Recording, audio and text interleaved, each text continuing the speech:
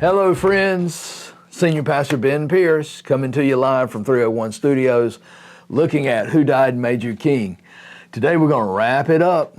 We're going to look at the last four kings in the southern kingdom. Now, I'll go ahead and let you know, these names are something else. And so you may get a good chuckle out of this as we go through Jehoahaz, Jehoiakim, Jehoiakiah, and Zedekiah. Whew, but we'll get through them. Little side note, just a reminder, December 18th, we're going to do through the 24th, we're going to do a short study at Christmas, just a few things to get you ready to celebrate one of the best times of the year with your family, but I hope it's a Christ-filled Christmas. That's going to be called Home for the Holidays. Then we're going to come back on January the 7th with a brand new series.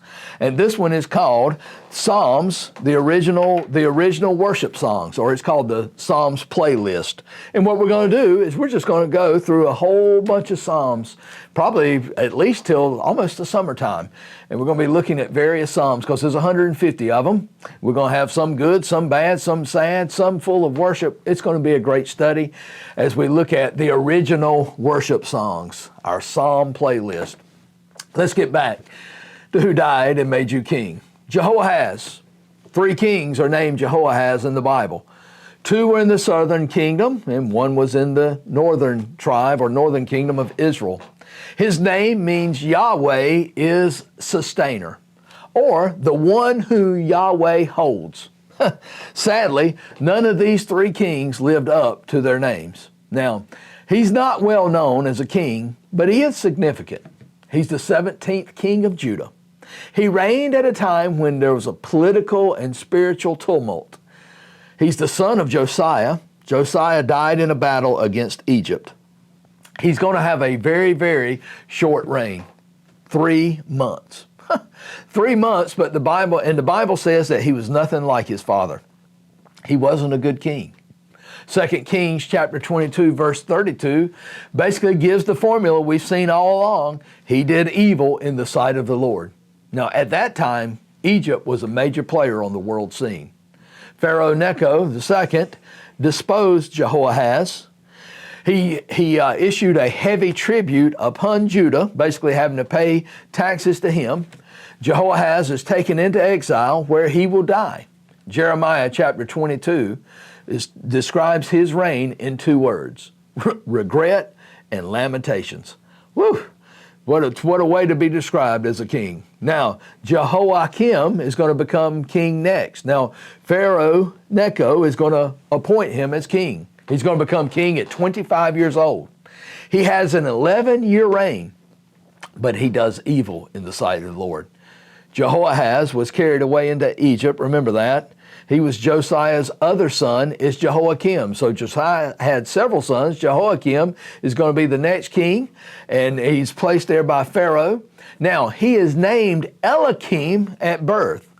People continued in sin, and God continued to bring pain and trouble. First it was Egypt, now it's Babylon. This is really the beginning of the end of the southern kingdom. Jehoiakim is taken into captivity to Babylon. Now, this is the same time that Daniel, Shadrach, Meshach, and Abednego go into exile. Jehoiakim will be returned to Judah, but will be basically Nebuchadnezzar's puppet. He's a vassal of Babylon. Jeremiah is preaching during this time, and he keeps crying out, the sins that the king and the sins that the people are doing is going to lead to exile. Well, Jehoiakim was not a fan of Jeremiah. In fact, he didn't like his preaching, and he didn't like his writings either. In fact, Jehoiakim has Jeremiah's writings read to him. And every 3 or 4 columns, he's going to take Jeremiah's writings, rip it up, and destroy it until it was all burned up in the fire. You see, he had hardened his heart to God. He even had one of the prophets named Uriah killed. Jeremiah rewrites the scroll and pronounces judgment on Jehoiakim. That judgment is going to be harsh. It says you're going to be buried like a donkey, dragged out of the gates. And lo and behold, what God says, it will come to pass. That prophecy was fulfilled. Here's what he did. He decided one day, I'm not going to pay tribute anymore to Babylon. Nebuchadnezzar wasn't the kind to take that lightly. He comes in, Jehoiakim is killed, the city is besieged, and Jehoiakim is thrown off the city wall. That brings up our next king, Jehoiachin. Now again, these names. Jehoiakim is his son. He comes to power after his death. His reign is going to be all of 3 months and 10 days. He's taken into exile and replaced and chosen by Nebuchadnezzar. Now, sin moves quick. God punishes sin. God offers mercy, but often the kings and the people ignored it. And now our very last king in the south, Zedekiah. He was king when the temple and city is going to be destroyed, 586 BC. 2 Kings 24 and 25, 2 Chronicles 36, and Jeremiah is where you're going to find most of Zedekiah's deeds. His original name was Mattaniah. He's placed upon the throne by Nebuchadnezzar, and Nebuchadnezzar changes his name. Now, it was back then you would choose a special throne name that you kind of set the tone, if you will, for what you wanted your reign to be. He chose Zedekiah. Zedekiah means Jehovah is righteous. He chose a name fitting for what you want the characteristic to be, but this was not the case. He underestimated the demands of righteousness, which extends to our heart as well as outward conduct. You see, he fell for righteousness as just acting a certain way. No, righteousness begins on the inside with having Christ's nature for us. Back then it was different, but for us it's having the Spirit living in us. Then we can be righteous. You see, he wanted to be recognized as a righteous king, but it's so much more than picking a name. You see, Josiah's son, he's the brother of Jehoahaz and Jehoiakim.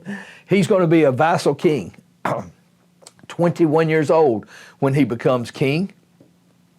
And he exhibits something I would call a passive evil. He was a weak king. His great evil was not idolatry of Manasseh or like Jehoiakim with persecution. No, his was kind of a quiet wickedness. He allowed compromise. He remained neutral in regards to spiritual things. He was devoted to idols, not God. His unbelief was pronounced. His disobedience was flagrant. 9 years into his reign, he rebels against Nebuchadnezzar. That's not smart. Nebuchadnezzar's going to lay siege on the city. Zedekiah was deported to Egypt, or he wants to go to Egypt to depend upon them for, give me some help. That help never materialized. During the siege, Zedekiah is going to go to Jeremiah and ask him, can you pray to the Lord, pray for deliverance? You ignored the Lord all during this time, but now the fire is about to happen. Now you're crying out. Jeremiah tells him, it's too late. God has handed Judah over. The only hope you have is to surrender. Now, and he even says, if you stay in the city, you're going to be destroyed. Again, God fulfilling Deuteronomy 28. Zedekiah did not like Jeremiah's answer, so he goes to false prophets, and they told the king whatever he wanted to hear. There's going to be a showdown between Jeremiah and these false prophets. Jeremiah shows up to Zedekiah wearing a yoke around his neck, basically symbolizing a visual, if you will, of the bondage to come. And not only that, king, Jeremiah tells him, you're going to be dead before the end of the year. Well, he died in the 7th month of that year. Jeremiah sends a letter to the exiles in Babylon. Don't listen to these false prophets who say there's going to be a quick return. Jeremiah, go ahead and tells them, settle in, build houses. You're going to be there a while, 70 years. Zedekiah is eventually going to have Jeremiah guarded in the courtyard. Jeremiah was brave, did not change his message. There was a time when Zedekiah was supposed to free the slaves. He said he was going to, but he didn't. And God says, no, you are now free to die by the sword. He flees the city when Babylon came, and at night he's captured. His sons are killed in front of him. He was blinded and taken in chains to Babylon. There he's going to die. Several lessons we can learn from Zedekiah. You need to learn from others. He saw his other two brothers And he knew they didn't do a good job, but he didn't do anything different. You know, you can learn good things and you can learn from the mistakes of others. How about submission to the Lord? That's where life is found. That's the blessings of life is found there. And how about this? This ended the kingdom of David. But God's faithful. Remember, he promised David there would be one who would reign on his throne forever. Well, there's going to come one who's going to be King of Kings and will reign forever. During this study, we've seen good kings, we've seen bad kings. We've seen kings who were terrible and all of a sudden do one good thing. We've seen kings who lived their life well and then at the end really messed up. But there's one king that you can come to. He's perfect, without sin. He died for your sin. His name is Jesus. And we're going to have some studies coming up shortly, December 18th through the 24th, as we look at his birth and why we celebrate, and also why he came. Until next time, my friends, keep seeking the Lord.